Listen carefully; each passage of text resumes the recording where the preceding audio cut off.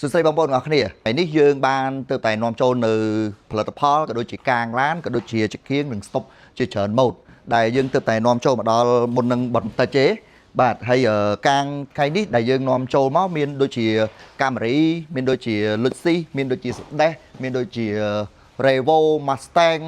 ឬក៏កាងឡានជាច្រើនទៀតហើយចំណែកឯចង្កៀងគុជ3ឬក៏ស្តុបកាមេរីអាសេរីថ្មីហ្នឹងក៏យើងទៅតែនាំចូលមកផងដែរអញ្ចឹងបងប្អូនទាំងអស់គ្នាមានតម្រូវការចង់ទិញកាងទិញស្តុបទិញចង្កៀងអីយើងអាចគិតតម្លៃពិសេសជូនបងប្អូនបានដោយសារជើងនេះគឺយើងកំងមកម្ដងវាជាង20ឈុតហើយយើងធ្វើការផ្ទាល់ជាមួយនឹងរោងចក្រអញ្ចឹងសម្រាប់តម្លៃសម្រាប់គុណភាពនៃអីវ៉ាន់អីយើងអាចធានាជូនបងប្អូនទាំងអស់គ្នាបានមួយវិញទៀតបងប្អូនទាំងអស់គ្នាអ្នកដែលចង់ទិញបោះដុំយកជាងគ្នាយើងយកទៅតម្លើងឲ្យភ្ញៀវឬក៏ជាពិសេសភ្ញៀវផ្ទាល់ក៏បានដែរយកមកឲ្យពួកខ្ញុំតម្លើងក៏បានឬក៏ចង់ទិញជាសាច់កាងយកទៅដាក់នៅតាមខេត្តឬក៏យកទៅបាញ់ថ្នាំខ្លួនឯងក៏បានយើងនេះមានការលក់ដូរចែកចេញ